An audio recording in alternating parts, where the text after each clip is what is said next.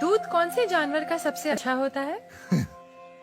बेटी, दूध तो भैंस का ही सर्वोत्तम होता है। फिर तो आपको भैंसशाला चलानी चाहिए स्वामी जी। आप गौशाला चलाते हैं और दूध भैंस का सबसे अच्छा बता रहे हैं।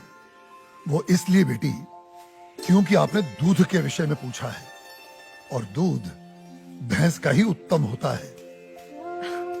तो फिर गाय का दूध स्वामी जी? बेटी, गाय का दूध दूध नहीं, अमृत होता है। और हमारे लिए गाय जानवर नहीं, हमारी माँ है। वो कैसे स्वामी जी? बेटी, हमारे शास्त्रों में स्पष्ट उल्लेख है, गावो विश्वस्व मातरः, गाय संपूर्ण विश्व की माता है।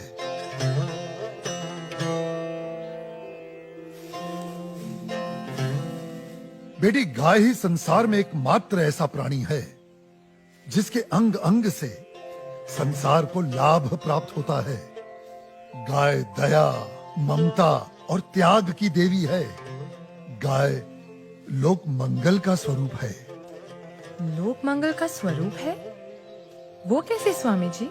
हाँ बेटी, गाय का दूध पीने से शरीर के साथ साथ मस्तिष्क का भी विकास होता है।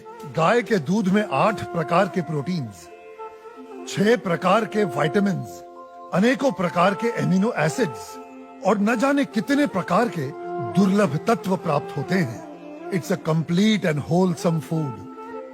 ये मानव शरीर के प्रत्येक रोगों के लिए वरदान है। इसीलिए ये अमृत है।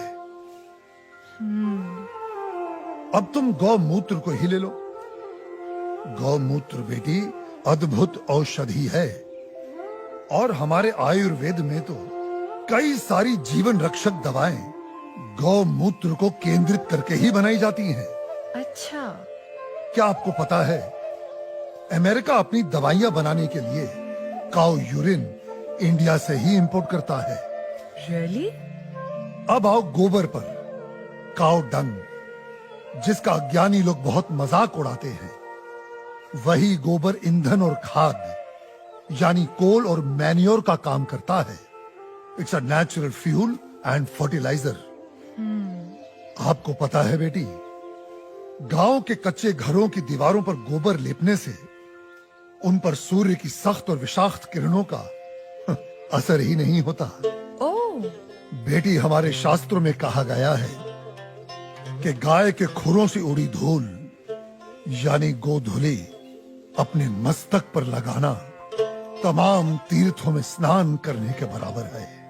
लेकिन स्वामी जी, आपने ये गौशाला खोलकर जो बूढ़ी और दूध ना देने वाली गायों को शेल्टर दिया है, अगर कोई कसाई इन्हीं गायों को काटकर उनका मांस अगर बाजार में बेचता है, उसे तो 30-40 हजार का लाभ हो सकता है।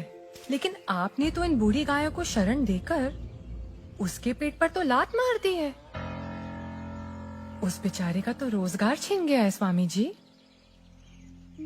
हम कितने एहसान फरामोश हो गए हैं बेटी। चलो आज एक कैलकुलेशन करते हैं।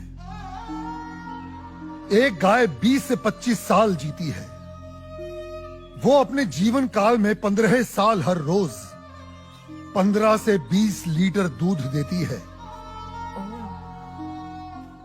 इसका मतलब एक साल में हुए तकरीबन 7,000 लीटर दूध और 15 साल में हुए 1,05,000 लीटर दूध। अब आप अंदाजा लगा लो, 1 लीटर दूध कितने का बिकता है और 1,05,000 लीटर दूध कितने का बिकेगा। अब तुम वैसे ही गोबर और गौमूत्र का भी गणित जोड़ लो। तुम्हारी आंखें फटी और खुली रह जाएंगी कि एक गाय अपने पूरे जीवन काल में कितने करोड़ों रुपए मनुष्य को कमा कर देती है। बेटी, अनेक इंडस्ट्रीज काऊ डेयरी और उसके बाय प्रोडक्ट्स पर टिकी हुई हैं। और ये गणित यहीं खत्म नहीं होता बेटी। उसकी मृत्यु के उपरांत उसकी चमड़ी, उसकी अस्थियां भी काम में आती हैं। उससे भी लोग पैसे कमाते हैं।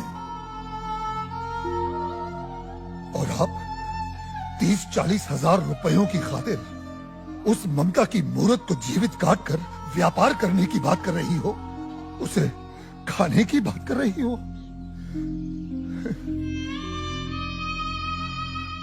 और कितना त्याग, कितना उपकार चाहिए एक प्राणी से।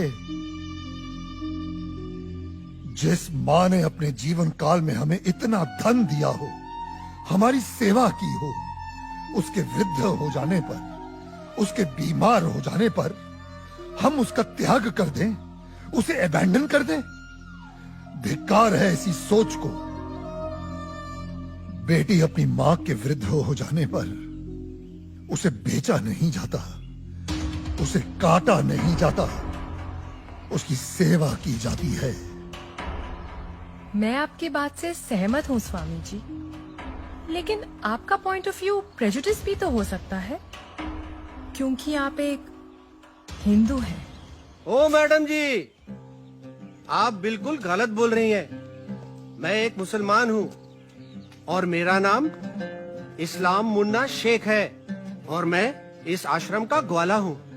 और हमारे कुरान पाक में कहीं भी गाय के गोश्त को खाना नहीं लिखा है। हम हिंदुस्तान में रहते हैं।